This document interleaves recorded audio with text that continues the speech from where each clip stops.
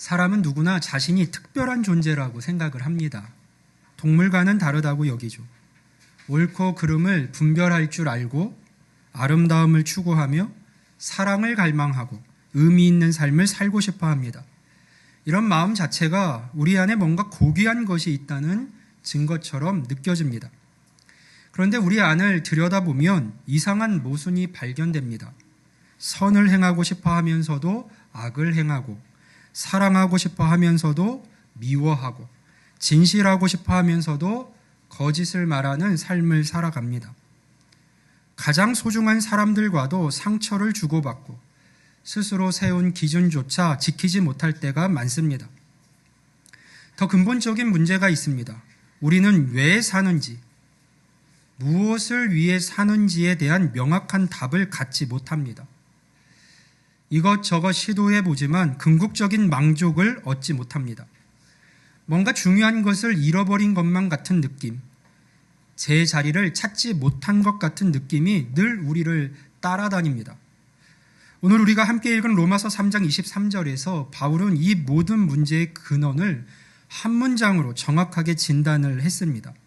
모든 사람이 죄를 범하였음에 하나님의 영광에 이르지 못하더니.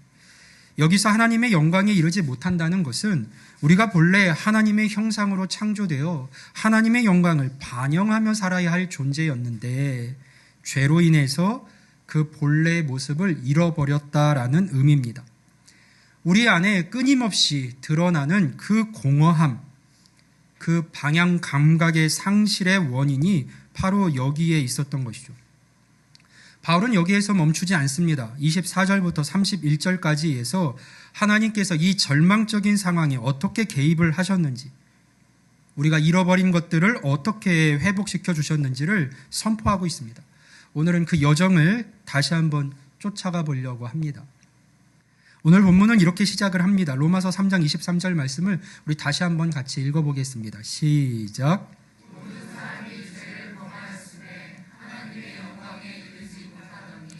아멘.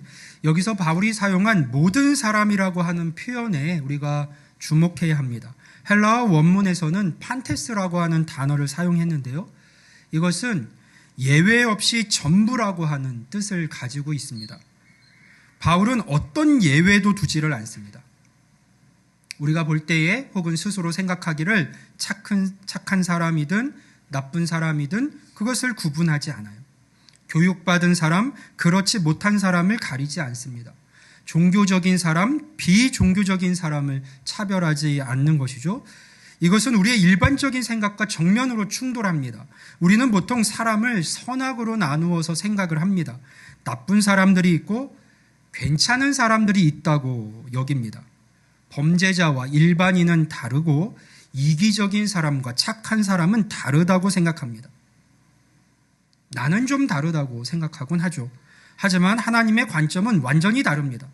하나님 앞에서는 모든 사람이 동일한 문제를 가지고 있다라고 성경은 선언하고 있는 것이죠. 그렇다면 바울이 말하고 있는 이 죄는 정확히 무엇을 의미할까요? 많은 사람들이 죄를 도덕적 잘못이나 윤리적으로 나쁜 행동 정도로 이해를 합니다. 거짓말, 도적질, 살인 같은 것들 말이에요. 물론 결과적으로는 그런 것들도 죄의 범주 아래에 들어 있습니다. 하지만 성경이 말하는 죄의 본질은 그보다 훨씬 더 근본적입니다. 자주 강조해 왔듯이 죄란 하나님을 삶의 중심에서 밀어내고 자신이 주인 자리에 앉는 것을 의미합니다. 하나님의 말씀보다 자신의 판단을 더 신뢰하고 하나님의 뜻보다 자신의 원함을 우선시하며 하나님의 영광보다 자신의 만족을 추구하며 살아가는 그런 삶의 경향성, 방향을 의미합니다. 하나님께서 시내산에서 모세를 통해 주신 10계명을 한번 생각해 보세요. 첫 번째 계명이 무엇입니까? 너는 나 외에는 다른 신들을 내게 두지 말지니라. 이것이 모든 계명의 기초입니다. 하나님을 하나님으로 인정하고 섬기는 삶을 살아가라는 것이죠. 그런데 우리는 어떻게 살고 있습니까? 돈을 내 삶의 최우선 순위 앞에 두고 신처럼 섬기기도 하고 성공을 신으로 섬기기도 하며 심지어는 자기 자신을 신으로 섬기는 삶을 살아갑니다. 그것을 삶의 가장 우선에 둔 삶을 살아간다는 것이죠. 내가 판단하기에, 내가 생각하기에, 내가 원하는 것을, 이러한 것들이 모든 삶의 결정의 기준이 됩니다. 내가 판단하기에, 내가 생각하기에, 내가 원하는, 내가 기준이 되어서 인생을 살게 되는 것이죠. 이것을 이해하면 왜 모든 사람이 죄인인지 분명해집니다. 우리는 모두가 하나님이 아닌 자기중심적으로 사실상 인생을 살아가고 있으니까요. 아무리 착한 일을 많이 해도 그 동기를 살펴보면 결국 자신의 만족이나 인정받고 싶은 욕구에서 비롯된 경우가 많이 있습니다. 이렇게 하나님을 떠나서 자기를 기준 삼고 자기 중심적으로 살게 된 결과가 바로 하나님의 영광에 이르지 못함입니다. 우리는 본래 하나님의 형상으로 창조되어 하나님의 성품을 반영하며 하나님과 깊은 사랑의 교제를 나누고 하나님의 뜻을 기쁨으로 쫓으며 살도록 지어진 존재였습니다. 하지만 이제 그 본래의 모습이 심각하게 손상이 됐습니다. 하나님과의 관계가 단절되게 되었죠. 그 결과 우리의 삶에 무엇이 찾아왔습니까? 하나님이 아니라 나를 기준 삼아 그 죄의 자리로 들어가 하나님과 단절되게 되었을 때 우리 삶에 무엇이 찾아왔는가? 갈증이죠. 진정한 만족을 찾지 못하는 갈증. 가져도 채워지지 않는 갈증. 관계에서 오는 상처와 갈등. 의미와 목적을 찾지 못하는 삶의 방황. 그리고 결국에는 죽음이라고 하는 피할 수 없는 결말이 우리를 기다리게 되었습니다. 이것이 바로 하나님의 영광에 이르지 못한 인생들의 현실입니다. 우리가 아무리 노력해도, 아무리 선하게 살려고 해도 우리 자신 스스로는 이 근본적인 문제를 해결할 수가 없습니다. 왜냐하면 문제의 뿌리가 다른 데 있는 것이 아니라 바로 우리 자기 자신에게 있기 때문이죠. 이것이 모든 사람이 직면해 있던 절망적인 현실입니다. 하지만 바울은 여기서 멈추지를 않습니다. 우리 24절 말씀을 같이 한번 읽어볼까요? 로마서 3장 24절입니다. 시작.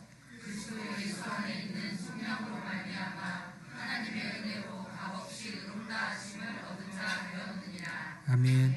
23절에서 모든 사람이 하나님의 영광에 이르지 못하게 되었다라는 절망적 진단을 내린 바울은 이제 24절에서 놀라운 반전을 제시합니다.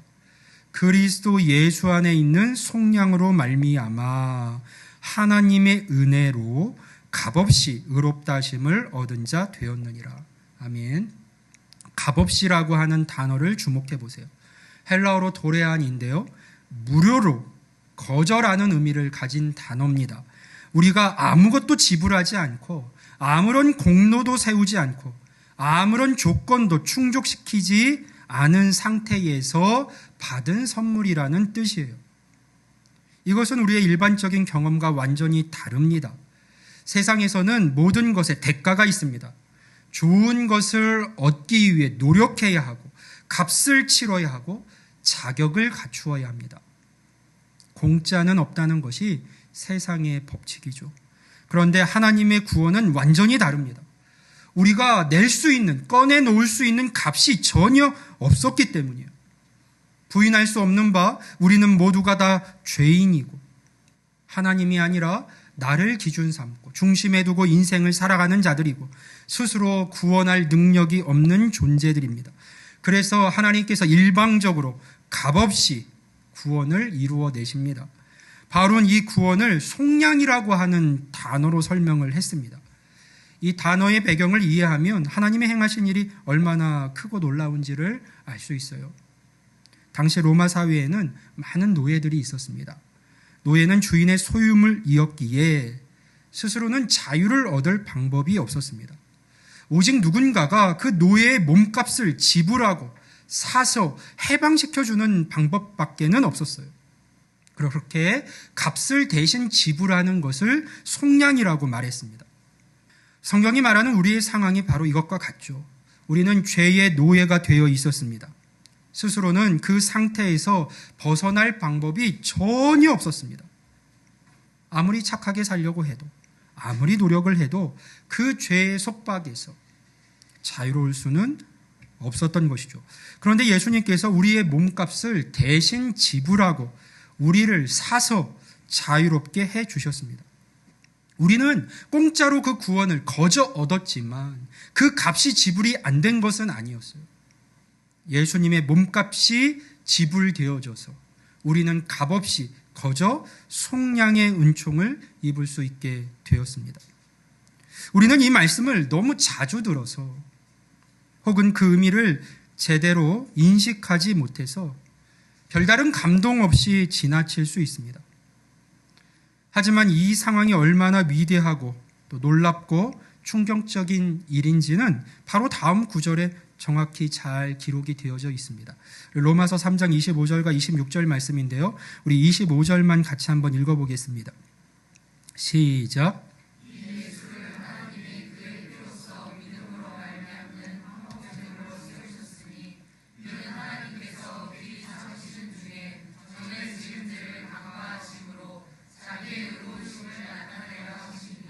아멘. 이 말씀에서 우리가 중요하게 살펴봐야 할 두 개의 핵심 단어가 있습니다. 바로 피와 화목제물이에요. 이 두 단어를 통해서 우리는 예수 그리스도의 십자가 사건이 담고 있는 매우 중요한 의미를 발견하게 됩니다. 예수님은 우리를 대신해서 십자가에서 죽으셨습니다. 그런데 왜 성경은 예수의 죽음으로써가 아니라 예수의 피로써라고 표현하고 있을까요? 그 이유는 단순히 예수님께서 우리를 대신해서 죽어주셨기 때문에 우리가 구원받는다라는 것을 넘어서서 예수님께서 우리를 대신해 죽으심으로 해결하고자 하신 것이 무엇인지를 강조하기 위함입니다. 그것이 무엇일까? 구약의 제사법에서 피 흘림은요, 언제나 죄와 관련된 것이었어요. 내 죄의 용서를 위해서 나 대신 제물을 잡고 그 짐승의 피를 제단 위에 뿌렸습니다. 원래는 내가 그 자리에 있어야 되는데 나 대신 짐승을 잡아서 그 짐승의 피를 제단 위에 뿌렸던 것이죠. 이것은 단순히 짐승을 잡는 데 목적이 있었던 것도 아니고 하나님이 짐승의 고기나 피를 좋아하셔서 그런 것도 아닙니다. 피는 성경에서도 밝히고 있는 바 곧 생명을 의미합니다. 피 흘림, 그러니까 죽음이 없이는 이 죄의 결과를 대신할 수 있는 것이 아무것도 없음을 분명히 가르쳐 주시기 위해서 희생 제사를 드리도록 하신 것이죠. 우리의 생명은 또 다른 생명으로만 구원할 수 있음을 분명히 보여주시기 위함이었던 거예요. 그런데 오늘 본문은 이 예수를 하나님이 그의 피로써 믿음으로 말미암는 화목제물로 세우셨다고 말합니다. 예수님이 왜 십자가에서 죽으셨는지를 분명히 알라는 것이에요. 말씀드린 것처럼 피는 곧 생명이고 구약에서의 피 흘림은 죄와 관련이 있다고 했습니다. 하나님의 아들이신 예수님께서 무엇 때문에 죽으셨습니까? 그의 피로써. 바꿔 얘기하면 우리의 죄 때문에. 그걸 강조하기 위함이에요. 우리의 죄 때문에 예수님이 죽으셨다는 것입니다. 이것은 우리에게 최소한 두 가지 중요한 사실을 말해줍니다. 첫째로 우리의 죄가 그만큼 무거운 것이었다는 사실을 말해줍니다. 나의 죄가요. 우리의 죄가. 하나님의 아들이 예수 그리스도께서 십자가에서 나 대신 제물이 되어 죽으셔야만 했습니다. 왜일까요? 그만큼 우리의 죄가 너무도 깊고 심각한 것이었기 때문에 그렇습니다. 가볍게 해결할 수 있는 것이 아니었던 것이죠. 피의 죽음만이 속량할 수 있을 정도의 죄의 무게였던 겁니다. 여러분, 이 사실 앞에서 충격을 받으셔야 합니다. 하나님 앞에서 우리의 죄는 그냥 별일 아니야 하면서 아무 일 없었던 듯 살아갈 수 있을 만큼 가벼운 것이 아니었습니다. 뻔뻔하게 그냥 살아갈 수 있을 만큼의 별것 아닌 죄가 아니었던 거예요. 하나님을 떠나서 죄의 노예가 됨으로써 우리가 행하는 모든 것이 하나님 앞에 죄일 수밖에 없는 그 처참한 자리에, 심각한 자리에 우리 모두가, 내가, 여러분이 놓여 있었습니다. 죽음으로밖에 갚을 수 없는 자리, 죄를 미워하시는 하나님의 심판 앞에서 영원한 멸망을 선고받을 수밖에 없는 자리에 우리 모두가 다 하나같이 예외 없이 서 있었습니다. 하나님의 아들 예수 그리스도 외에는, 그 생명의 값 외에는 그 누구도 우리를 구해낼 수 없는 절망적인 죄의 자리에 우리 모두가 서 있었던 겁니다. 예수 그리스도의 피 묻은 십자가를 바라보면서 우리는 내 죄의 그 무게를 분명히 깨달아 알 수 있어야 합니다. 둘째로, 예수님께서 십자가에 피 흘리신 목적이 우리의 죄를 해결하시기 위함이었다면 우리 역시 철저하게 죄를 미워하는 삶을 살아가야 함을 우리에게 말해줍니다. 예수님께서 다른 것이 아니라 우리의 죄 때문에 죽으셨습니다. 나의 죄 때문에 죽으셨습니다. 우리를 죄로부터 자유롭게 하시기 위해서 십자가에서 피를 흘려 죽으셨습니다. 그런데 그 구원의 은혜를 입은 우리가 그냥 또다시 아무 생각 없이 죄를 기뻐하고 죄를 쫓고 죄의 매인 삶을 살아서야 되겠습니까? 도무지 헤어나올 수 없는 도박장에 있던 사람을 생명과 맞받고 모든 빚을 다 탕감해주고 꺼내 놓았더니 다시 스스로 그 자리로 걸어 들어간다면 그것이 얼마나 어리석은 삶의 선택입니까? 틈만 나면 죄의 자리를 기웃거리고 그 자리를 사모하고 괜찮다고 여기고 갚지 못할 빚을 다 갚았다는 안도감으로 오히려 더 마음 편히 죄를 가까이 하는 삶을 살아갈 수는 없는 것이죠. 예수님의 피값으로 얻게 된 죄로부터의 자유인데 이 죄 때문에 예수님이 죽으셨다면 이제 그 사실을 알게 된 우리야말로 그 죄와 싸우되 피 흘리기까지 싸워가야 할 사람들이 아닌가 하는 것이죠. 이 일에 그 누구도 핑계할 수 없는 겁니다. 하나님께서 예수 그리스도를 통해 허락하신 새 생명을 가지고 우리는 힘써 죄와 싸우고 죄를 밀어내고 죄를 대적하고 죄를 미워하는 삶을 살아갈 수 있어야 합니다. 사랑하는 성도 여러분, 하나님이 싫어하시는 것들로부터 힘을 다해 떠나십시오. 죄의 자리를 끊임없이 기웃거리지 마십시오. 타협하지 마십시오. 죄를 사랑하지 마십시오. 생명의 은혜를 덧입은 자로서 하나님이 기뻐하시는 자리에 서십시오. 그러한 선택이 결국 우리를 복되게 한다고 성경은 말씀하고 있습니다. 우리 히브리서 12장 4절 말씀을 같이 한번 읽어볼까요? 히브리서 12장 4절 말씀입니다. 시작.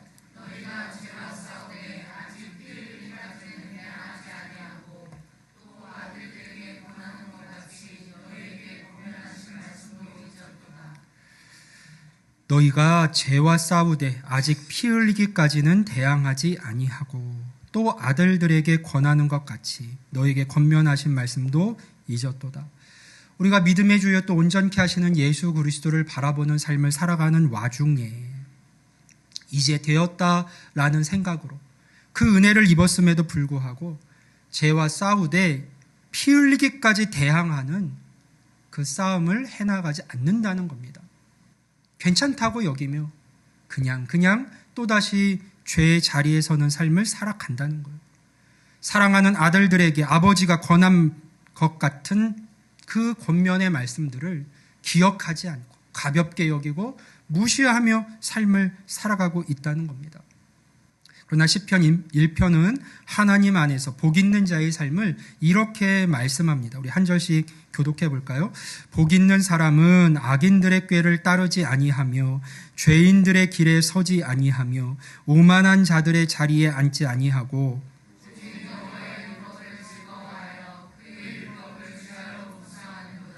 그는 시냇가에, 그러한 사람들은 시냇가에 심은 나무가 철을 따라 열매를 맺으며 그 잎사귀가 마르지 아니함 같으니 그가 하는 모든 일이 다 형통하리로다. 아멘. 예수 그리스도의 피로써 죄로부터 벗어나 새로운 삶을 살게 된 우리가 선택해야 할 삶이 어떤 것인지 날마다 기억하며 하나님께서 기대하시는 복된 자의 삶을 살아가는 성도들이 다 되실 수 있기를 주님의 이름으로 축복합니다. 아멘. 로마서 3장 25절에서 우리가 피와 더불어 중요하게 생각해야 할 단어가 하나 더 있다고 했죠. 바로 화목제물입니다. 예수님께서 왜 세상 죄를 지고 가는 어린 양으로 이 땅에 오셔서 피를 흘리고 죽으셔야만 했을까요? 그 이유는 앞에서 살펴본 대로 우리의 벗어날 수 없는 죄 때문이었습니다. 그런데 그것보다 더 근본적인 이유가 있다는 겁니다. 예수님께서 우리 안에 있는 죄 문제를 해결하셔야만 했던 진짜 이유요. 그러니까 단순히 죄를 해결한다. 그게 목적이 아니었던 거예요. 그것을 넘어 더 근본적인 이유가 있었는데 그것은 바로 하나님과의 화목을 위해서다. 하나님과 화목하게 하기 위함이었다라고 성경은 말씀하고 있는 겁니다. 우리는 죄 때문에 그 결과 하나님으로부터 멀어지게 되었습니다. 죄 때문에 하나님과의 관계가 단절되어 버렸고 하나님과의 관계가 끊어졌기 때문에 우리는 생명이 없는 삶을 살아가게 되었습니다. 죄 때문에 우리 안에 있던 하나님의 형상이 파괴되어 버렸고 그 결과 하나님과 교제할 수도 없고 하나님을 사랑할 수도 없는 존재들이 되어버린 것이죠. 죄로 인해서 하나님과의 관계가 깨져버렸다는 것, 그것이 문제인 것이고 피조물들에게 있어서 이보다 더 심각한 일은 없는 겁니다. 우리가 인생을 살아가면서 경험해 보면요, 부부간의 관계만 깨져도 가정은 지옥으로 변합니다. 부모와 자녀 간의 관계만 깨져도 한숨이 끊일 날이 없습니다. 직장에서 관계가 깨지고 공동체 안에서 관계가 깨져버리면 그 자리에 가는 것보다 더 괴로운 일은 없습니다. 관계의 깨어짐은 언제나 내가 머물러 있는 그 자리를 가장 고통스럽고 괴로운 곳으로 만들어버립니다. 여러분 인생을 살아가면서 지금껏 여러분의 마음을 괴롭혔던 그 삶의 내용과 이유가 무엇입니까? 많은 이유들을 설명할 수 있겠지만 대부분은 관계에서 오는 괴로움일 거예요. 우리 삶에 있어서 그것이 너무나도 중요한 요소인 것이죠. 하물며 윗사람과의 관계가 깨졌다고 생각해 보세요. 늘 함께 해야 되는 시부모와의 관계가 깨져버리고 장인 장모와의 관계가 깨졌다고 생각해 보십시오. 그러면 그 일로 인해서 결국 부부 간의 관계까지 영향을 미치지 않겠습니까? 직장에서 사장과의 관계가 깨졌다고 생각해 보세요. 그 직장에서 과연 희망이 남아 있을까요? 모든 소망이 사라져 버리는 겁니다. 그런데 온 천지의 주제이신 하나님과의 관계가 깨져버렸습니다. 죄 때문에. 완전히 단절된 것을 넘어서서 원수가 되었어요. 이 세상의 창조주와 원수가 되었습니다. 그렇다면 그곳에 무슨 평강이 있겠습니까? 지옥과도 같은 삶, 그러한 열매들이 결과될 수밖에 없는 것이죠. 그런데 예수님께서 이 땅에 오셔서 죽으셔야만 했던 이유, 피 흘려 우리의 죄를 속량하시려고 했던 이유를 성경은 무엇이라고 말씀하고 있습니까? 화목제물로 세우셨으니 우리와 하나님을 다시 화목시키기 위함이라고 말씀을 합니다. 이것이 가장 궁극적인 목적이에요. 예수님께서 우리를 대신해서 죽으시고 피 흘려주신, 죄를 사해주신 궁극적인 목적이에요. 죄로 인해 깨져버렸던 하나님과 우리 사이의 관계를 다시 회복시키시고 화목하게 하시는 것. 죄 이전의 상태로 회복하여 하나님과 우리가 사랑의 관계에 서게 하시는 것. 바로 예수님께서 최종적으로 이루고자 하셨던 바로 그 일인 것이죠. 성경이 이것을 어떻게 말씀하고 있는지 우리 에베소서 2장 12절 말씀으로 가보겠습니다. 우리 12절부터 19절까지의 말씀을 한 절씩 교독해 봅니다.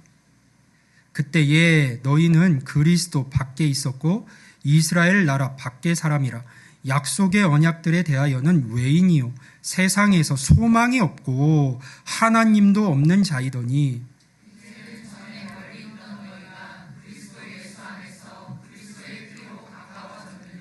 그는 우리의 화평이신지라 둘로 하나를 만드사 원수된 것 곧 중간에 막힌 담을 자기 육체로 허시고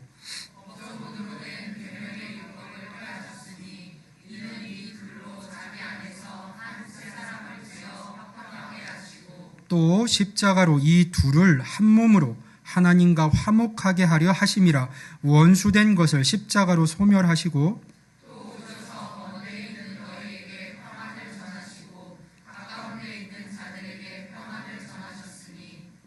이는 그로 말미암아 우리 둘이 한 성령 안에서 아버지께 나아감을 얻게 하려 하심이라.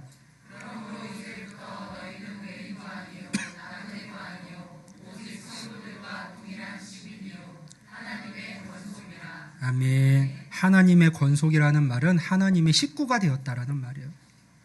예수님께서 십자가에서 죽으심으로 우리의 죄를 속량하신 결과가 바로 이것입니다.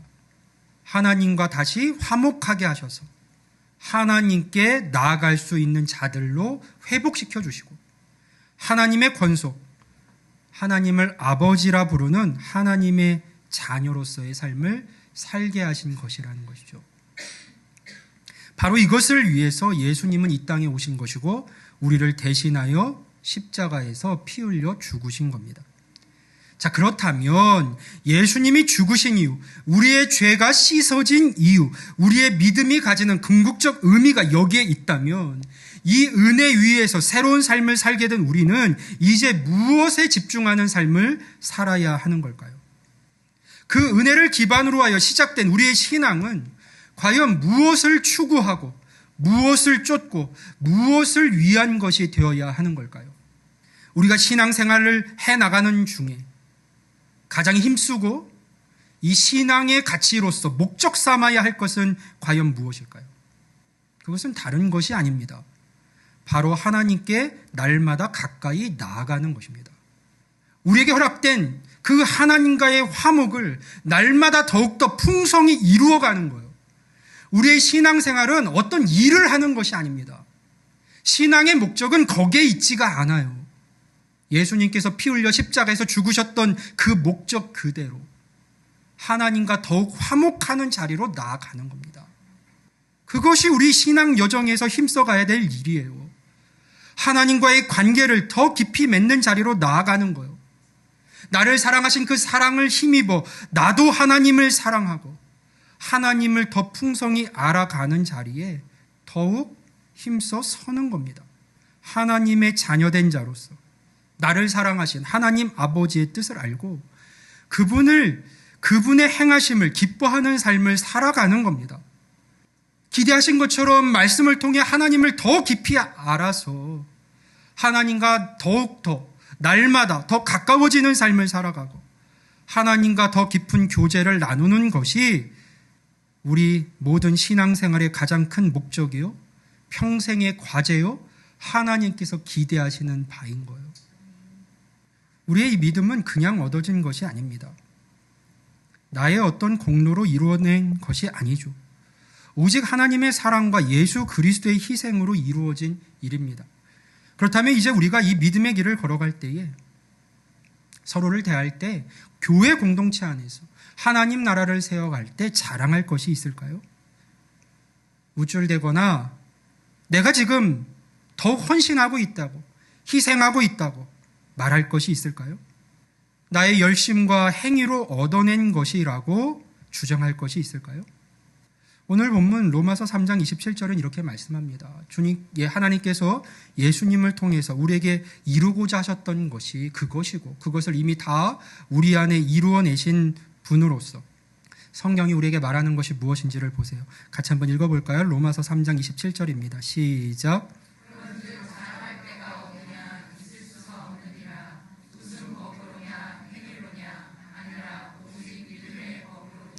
아멘. 우리의 행위가 아니라 오직 믿음의 법으로, 그러니까 내가 무엇인가를 해서가 아니라 하나님의 은혜로 이 결과가 나온 것이기에 그 어떤 것도 자랑할 것이 없다는 것입니다. 그 누구도 자랑할 수 없습니다. 하나님께서 모든 것을 다 이루어 내셨으니까요. 이 사실을 제대로 알지 못하는 사람은 끊임없이 신앙생활 중에 자신을 높이려고 합니다. 하나님 앞에서 하나님께서 핏값으로 사시고 예수 그리스도가 머리 되신 교회 공동체 안에서 스스로 자꾸 머리가 되려고 합니다. 자기 뜻대로 되어야 직성이 풀리죠. 자기를 만족시키고 자기가 모든 일의 기준이 되려고 합니다. 자신의 의로움을 앞세우고 하나님과 사람 앞에서 내가 얼마나 더 열심을 냈는데, 내가 얼마나 더 헌신했는데, 내가 얼마나 더 충성했는데 라는 말을 하고 싶어 합니다. 때로는 하나님께 예배 드리러 오는 것조차, 하나님의 말씀을 배우는 자리에 서는 것조차, 성도들과 사랑으로 교제하는 모임에 함께하는 것조차 하나님을 위해서, 교회를 위해서 내가 뭔가 해주고 있는 것처럼 생각할 때도 있습니다. 그래서 알아주지 않으면 힘이 빠지고 억울한 마음들이 자주 올라오곤 하죠. 하지만 바울은 단호히 말합니다. 그런즉 자랑할 데가 어디냐? 있을 수가 없느니라. 왜 그럴까요? 우리의 구원은 전적으로 하나님의 은혜로 되어진 것이기 때문이에요. 거기에 우리가 보탠 것이 하나도 없으니까요. 마치 익사 직전에 사람이 구조대에 의해서 구출된 후에 내가 물에서 빠져나왔다고 자랑할 수 없는 것과 같습니다. 구조대가 모든 일을 했으니까요. 바울은 이어서 계속해서 묻습니다. 무슨 법으로냐? 행위로냐? 아니라 오직 믿음의 법으로니라. 여기서 법이라는 것은 원리나 방식을 의미합니다. 바울이 묻는 것은 무슨 원리로 자랑할 것이 있느냐라는 것이죠. 사실상 자랑할 게 없다는 겁니다. 만약 우리가 행위로 구원을 받는다면 자랑할 여지가 있을 거예요. 내가 이러저러한 일들을 했으니까, 내가 이러저러하게 더 많이 노력했으니까 라고 말할 수 있을 겁니다. 그렇다면 서로 비교하고 등급을 매기며 차별할 수도 있을 겁니다. 자랑할 게 있겠죠. 하지만 구원이 오직 믿음으로만, 바꿔 얘기해서 하나님의 은혜로만 이루어지기 때문에 그런 자랑은 완전히 차단됩니다. 이어지는 28절의 말씀을 보세요. 그러므로 사람이 의롭다 하심을 얻는 것은, 사람이 죄로부터 거듭나 의롭다 하심을 얻는 것은, 하나님의 자녀로 거듭나는 것은 율법의 행위에 있지 않고 믿음으로 되는 줄 우리가 인정하노라. 아멘. 그렇다면 이런 질문이 나올 수 있겠습니다. 우리의 어떠함과 상관없이 믿음으로만 구원을 받는다면 이제 율법은, 하나님의 말씀은, 하나님의 뜻대로 살아가는 것은 사실상 이제 의미 없는 것 아닌가요? 필요 없는 것 아닌가요? 우리의 열심이나 노력이 아무것도 자랑할 것이 없고 또 아무것도 칭찬받을 것이 없다면 굳이 그러한 삶을 살아갈 필요는 없는 것 아닌가요? 라는 질문이 나올 수 있겠죠. 바울은 31절에서 이렇게 답을 하고 있는데요. 같이 한번 읽습니다. 로마서 3장 31절입니다. 시작.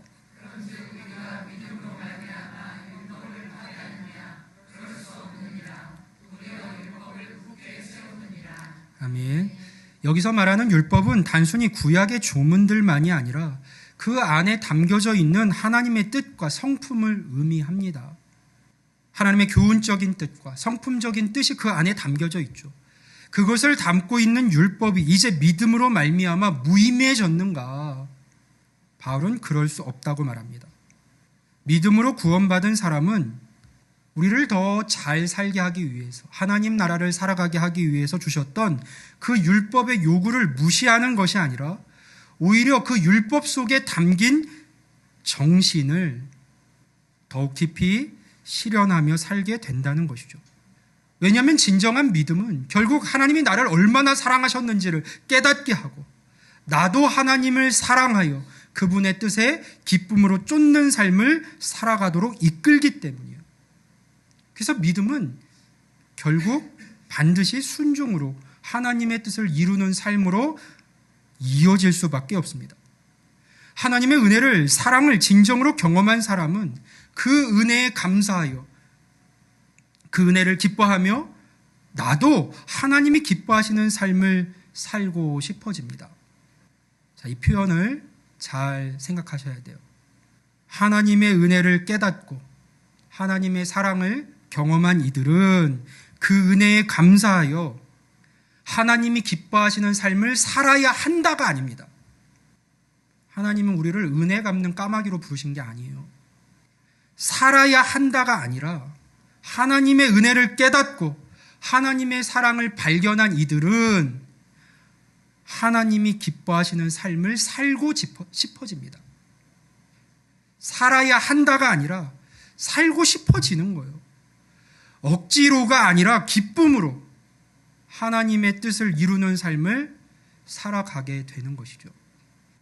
마치 사랑하는 사람의 부탁을 기꺼이 들어주고 싶어지는 것처럼 우리를 구원해 주신 하나님의 뜻에 기꺼이 순종하고 싶어하는 마음이 우리 안에서 생겨나는 겁니다. 그래서 새로운 삶을 살게 되는 거예요. 이것이 바로 복음이 가져오는 놀라운 변화입니다. 율법의 외적인 강요가 아니라 사랑에서 우러나오는 자발적 순종, 그것이 믿음으로 구원받은 자들의 삶의 특징인 것이죠. 그래서 자랑할 게 없어요. 억울할 게 없습니다. 왜냐하면 내가 하고 싶어서 그 은혜를 기뻐하며 행하는 일이니까요. 사랑하는 성도 여러분, 오늘 우리는 로마서 3장 23절부터 31절을 통해서 인생의 가장 중요한 진실들을 발견했습니다. 우리 모두는 하나님의 영광에 이르지 못하는 존재였습니다. 아무리 착하게 살려고 해도, 아무리 노력을 해도 스스로는 그 근본적인 문제를 해결할 수가 없었습니다. 그러나 하나님께서는 값으로 계산할 수 없는 선물을 우리에게 주셨습니다.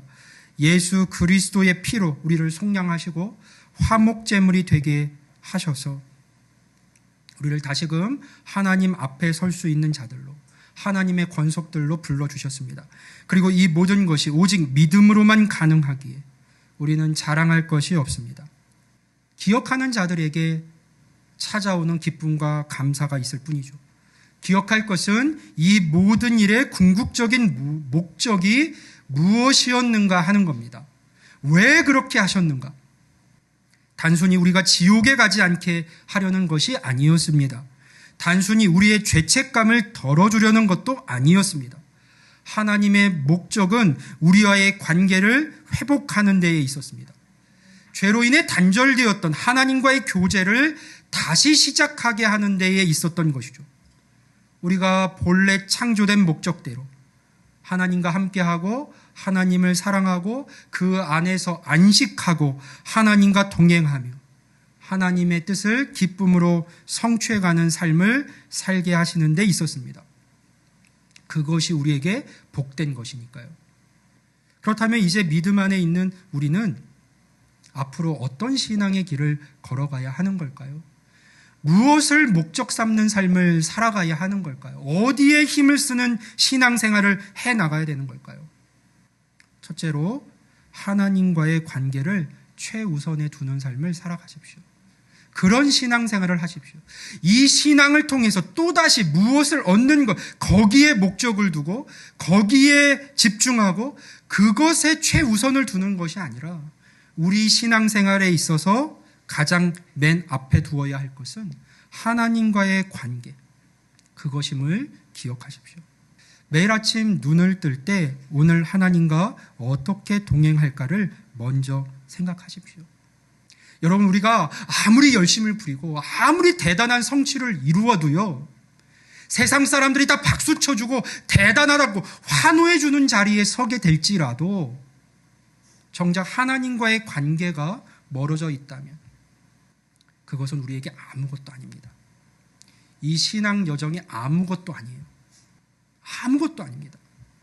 하나님과 화목되어져 그 관계가 깊어지고 하나님을 더욱 사랑하며 그 사랑 안에 거하는 삶을 살아가는 것, 그것이 우리 신앙생활의 이 신앙 여정의 가장 맨 앞에 있는 이유요 목적임을 꼭 기억하시길 바라요. 그래서 바쁜 일상 중에서도 하나님을 늘 생각하시고 그분과 대화하는 시간을 의도적으로 만드실 수 있기를 바랍니다. 하나님의 말씀을 통해서 우리는 다 하나님 아버지의 마음을 알아갈 수 있습니다. 여러분, 삶 속에서 작고 큰 성공과 실패를 맛보시죠? 그런데 세상에서는 뭐라 할지 모르지만 우리의 그 신앙 여정 속에서 내가 성공하든 실패하든 높아지든 낮아지든 많이 가지든 그렇지 않든 그 시간 속에서 나와 함께 하시는 하나님을 발견하고 그 마음을 알아가고 그분께로 내가 한 걸음 더 가까이 나아가는 시간으로 그 환경을 지날 수 있다면 여러분 다 잘하고 계신 거예요. 하나님 안에서 복된 자리로 나아가고 있는 겁니다. 그것으로 힘을 내실 수 있기를 바라요. 둘째로는 서로에게 겸손한 마음을 잃지 않아야 합니다. 이 신앙 여정을 해나가는 동안에 우리가 서로가 서로에게 겸손한 마음을 잃어서는 안 돼요. 우리는 다 값없이 구원받은 죄인들입니다. 그 누구도 다른 사람을 판단하거나 무시할 자격이 없습니다. 오히려 우리가 할 것은 서로를 더욱더 귀하게 여기고 다 어려움 중에 하나님의 은혜로 이 자리에 왔으니 서로가 서로를 더욱 귀하게 여기고 같은 은혜를 받은 형제 자매로 사랑할 수 있기를 바랍니다. 셋째로 감사의 마음으로 하나님의 뜻을 이루어가는 삶을 살아가십시오. 의무감이나 두려움 때문이 아니라 우리를 구원해 주신 그 사랑을 기뻐하고 감사하며 그분의 뜻을 쫓는 삶을 살아가는 우리가 되길 바라요. 억지로가 아니라 기쁨으로, 마지못해서가 아니라 자원함으로 하나님이 기뻐하시는 일에 참여해가는 우리 모두가 될 수 있기를 바랍니다. 그럴 때 기쁨이 있는 거예요. 그럴 때 의미가 발견됩니다. 사랑하는 성도 여러분, 우리는 더 이상 과거의 절망적인 상태에 있지 않습니다. 하나님의 영광에 이르지 못했던 우리가 이제는 예수 그리스도 안에서 하나님의 자녀들이 되었어요. 하나님의 사랑받는 자녀가 되었습니다. 하나님과 원수되었던 우리가 이제는 하나님과 화목한 관계를 누리며 평강을 누리고 안식할 수 있게 되었어요. 이것이 얼마나 놀라운 일입니까? 이것이 얼마나 감사한 일입니까? 바라기는 오늘부터 우리의 삶이 이 복음의 능력으로 다시 한번 새롭게 변화될 수 있기를 간절히 원합니다. 하나님과의 회복된 관계 안에서 우리 모두가 참된 만족과 기쁨을 누리고 그 은혜에 합당한 삶을 자원함으로 또 기쁨 가운데 살아가는 하나님의 사랑받는 자녀들이 다 될 수 있기를 주님의 이름으로 간절히 축원합니다. 아멘.